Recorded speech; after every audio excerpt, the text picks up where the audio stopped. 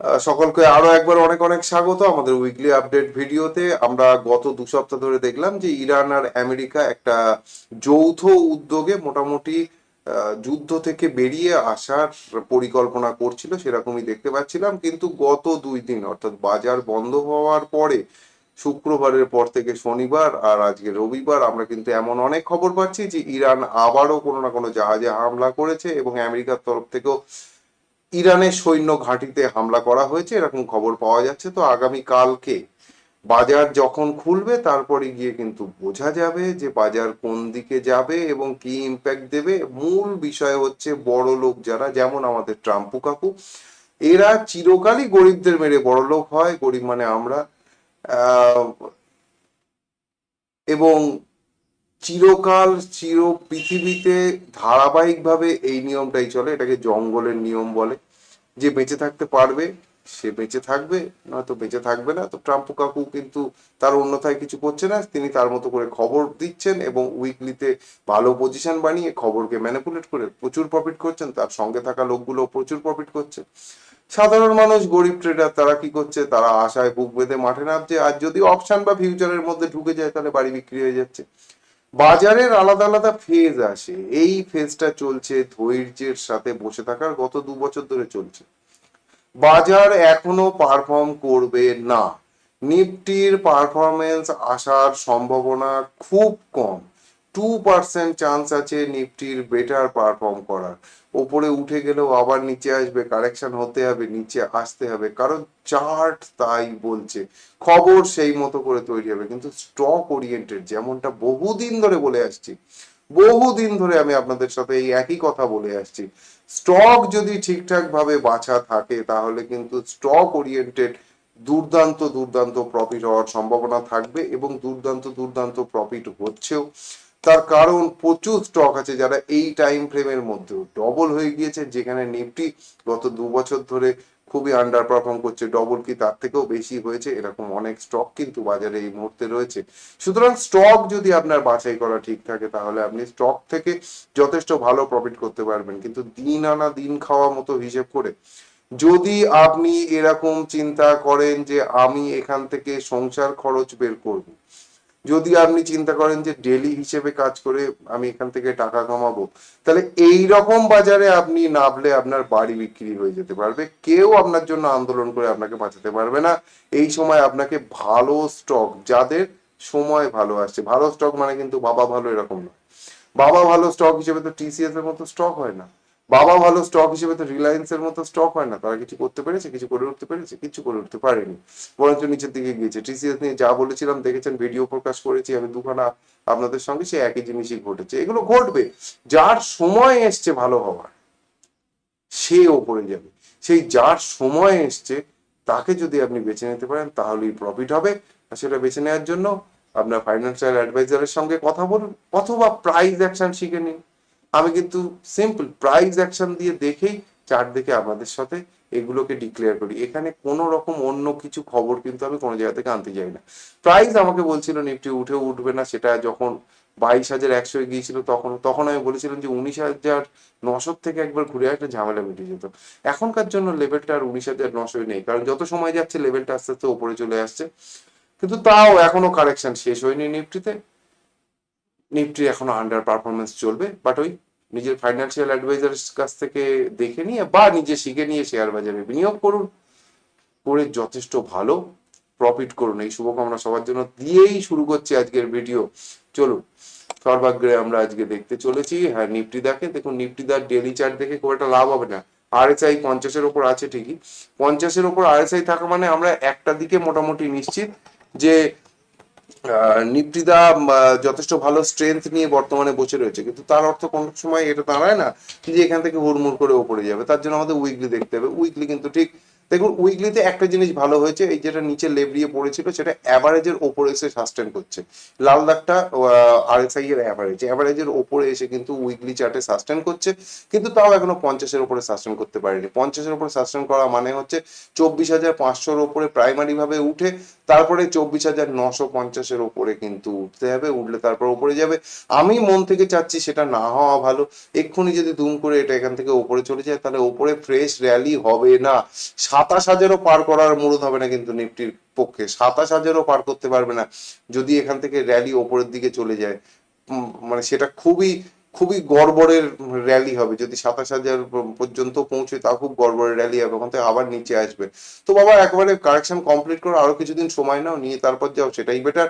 আপাতত এই সপ্তাহের জন্য উইকলি চার্টের বেসিসে আমরা এখানে একটা, এই দেখুন এই যে ক্লোজিংটা ছিল এখানটাই ধরে নিন 24,475, 24,475 এই সপ্তাহের জন্য বড় রেজিস্ট্যান্স থাকবে। এটা কেটে ওপরে উঠে সাস্টেন করলে RSI 50-এর ওপরে উঠবে, এবং তারপরে এইটা কাটলে রিভার্সাল হবে একটা ছোটখাটো, যেটা বললাম। আর না হলে একটা জিনিস বলে দিই, যদি এই জায়গাটা এই ক্যান্ডেলের শেষ, এই ক্যান্ডেলের শেষ দেখতে পাচ্ছেন এই জায়গাটা, হ্যাঁ এই জায়গাটা হচ্ছে 23,900, 23,900 যদি কেটে নিচের দিকে আসে তাহলে আবার এই লো কেটেও কিন্তু নিচের দিকে আসার সম্ভাবনা থাকবে। 23,900 কাটলে এই সপ্তাহে, এই পরের সপ্তাহে কিন্তু এই দিকে আসার সম্ভাবনা থাকবে, বা এই সপ্তাহে এদিকে এসে যাবে। আর ঠিক একইভাবে ওপরের দিকে 24,475 যদি ওপরের দিকে কাটে, তাহলে কিন্তু 24,950-এর দিকে নিফটি আবার হুড়মুড় হুড়মুড় করে ওপরের দিকে চলে যাবে সেই সময়। নিফটি ব্যাংক তুলনামূলক অনেক ভালো, কিন্তু আমাদের ওই নিফটির যে দাগটা কাটা রয়েছে যেখানে কিন্তু গিয়ে পৌঁছতে পারেনি, নিফটি ব্যাংক কিন্তু সেখানে গিয়ে পৌঁছে গিয়েছে এবং ঠিক সেই জায়গাটায় ক্লোজ করেছে। যদি আগামী সপ্তাহে এখান থেকে নিচের দিকে আসা শুরু করে, আগামী সপ্তাহে এখান থেকে নিচের দিকে আসা শুরু করলে আবারও 56,000-এ নেমে চলে আসবে এখান থেকে। আর যদি এখান থেকে ওঠা শুরু করে, তাহলে প্রাইমারি ভাবে কিন্তু এইখানটা একটা বড় রেজিস্ট্যান্স রয়েছে, সেটা 60,000, 60,000 পর্যন্ত কিন্তু নিয়ে চলে যাওয়ার ক্ষমতা থাকবে নিফটি ব্যাংকে। একবার ডেলি চার্টটা দেখে নেওয়ার দরকার আছে। ডেলি চার্টে লাস্টের দিনকে কিন্তু গড়বড় করেছে যথেষ্ট, এখান থেকে এই হলুদ দাগটাই একটা বড় সাপোর্ট, এটাকে রেখে দিয়ে যদি যেতে পারে তাহলে ভালো হবে, নয়তো গড়বড় হবে। ইউএসডি আইএনআর হালকা হালকা ভাবে নামছে আপাতত। আগামী সপ্তাহের জন্য ইউএসডি আইএনআর 94-84, আগামী সপ্তাহ কি বলছি, আগামী বেশ কিছু দিনের জন্য 94-85 টাকা, 94 টাকা 85 পয়সা, 94 টাকা 85 পয়সার উপরে যদি ইউএসডি আইএনআর আবার উঠে যায়, তাহলে আবার একটা র্যালি দিয়ে দেবে। তা না হলে এইটা একটা বড় রেজিস্ট্যান্স থাকবে, বড় রেজিস্ট্যান্স থাকবে 94 টাকা 85 পয়সা। এবং আস্তে আস্তে, যেমনটা ভিডিওতে লাস্ট দিনকে বৃহস্পতিবারই বোধহয় বলে দিলাম, যে আবার 92 টাকা 50 পয়সার দিকে নেমে আসতে পারে, তার একটা সম্ভাবনা দেখা যাচ্ছে। সামনের সপ্তাহে দেখুন এই উইকলি ক্যান্ডেল যেটা বের করেছে ইউএসডি আইএনআর, যদি এর থেকে নিচের দিকে নেমে সাস্টেন করে, তাহলে কিন্তু সোজা এইখানে 93 টাকা 50-এ এই সপ্তাহে নামিয়ে নিয়ে চলে আসবে, 93 টাকা 50 পয়সায় নামিয়ে নিয়ে চলে আসবে এই সপ্তাহে, যদি নিচে নেমে সাস্টেন করে। আর এখান থেকে একটা জিনিসও হতে পারে, এই ধরনের ক্যান্ডেলের পরে যদি একটা গ্রিন ক্যান্ডেল দিয়ে দেয়, তাহলে আবার উপরের দিকে একটুখানি টেনে নিয়ে যাবে। উপরের দিকে টেনে নিয়ে যাওয়া মানে কিন্তু 94-85-কে কেটে উপরের দিকে উঠলে মুশকিল আছে, তার নিচে থাকলে কোনো সমস্যা নেই। এই সপ্তাহে যেভাবে ভিক্স শেষ করেছে, তাতে আগামী সপ্তাহে একটা বাউন্স এসে 15 পর্যন্ত যেতে পারে, বা 1450, 14 থেকে 1450 বা 15 এই পর্যন্ত যাওয়ার একটা সম্ভাবনা আগামী সপ্তাহের জন্য ইন্ডিয়া ভিক্সে দেখা যাচ্ছে, সেরকমই রয়েছে।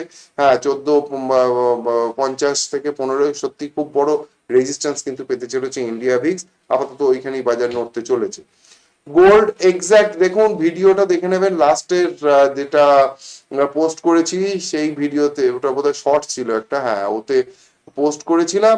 সেখানে বলা ছিল 1,40,000 এই সপ্তাহে নামতে পারে। এই সপ্তাহে আগের দিন মানে বৃহস্পতিবার দিনকে কাছাকাছি এসে পরের দিনকে 1,40,000 নেমেছিল প্রায়, একটুখানি 200-100 কি 200-500 টাকার হেরফের হবে। এখান থেকে একটা বাউন্স নিয়েছে, কিন্তু এর জন্য আপাতত এই দাগকে আমরা নামিয়ে এখানে নিয়ে আসবো। গোল্ডের জন্য আপাতত 1,48,000 থেকে 1,50,000 বড় একটা রেজিস্ট্যান্সের জায়গা আসতে চলেছে। গোল্ডের জন্য 1,48,000 থেকে 1,50,000 বড় রেজিস্ট্যান্সের জায়গা আসতে চলেছে। ওই রেজিস্ট্যান্স যদি গোল্ড পায়, তাহলে গোল্ডের দাম আরো সস্তা হবে, সেটা আমি আগে আগে বলে দেবো।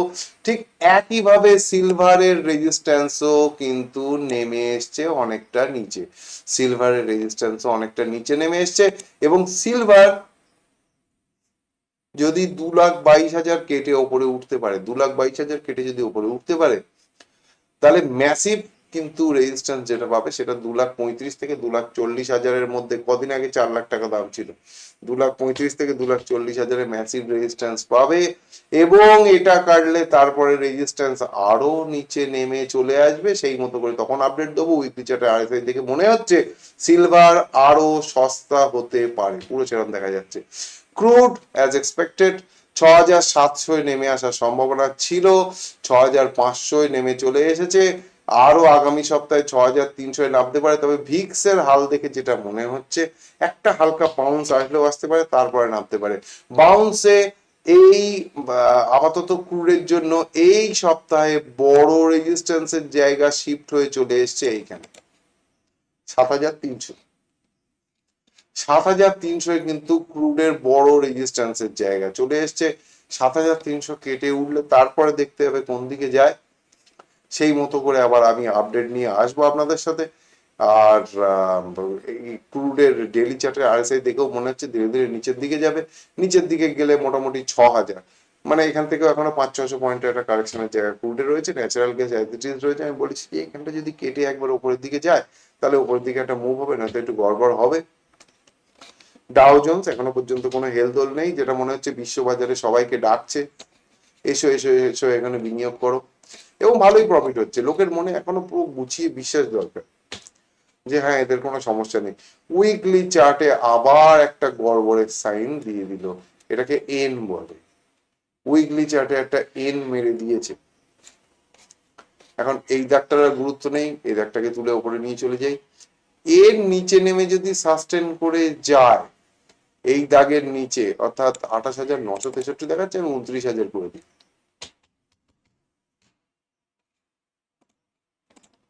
29,000-এর নিচে যদি সাস্টেন করে যায় তাহলে কিন্তু এই সপ্তাহে 27,500 নেমে আসবে।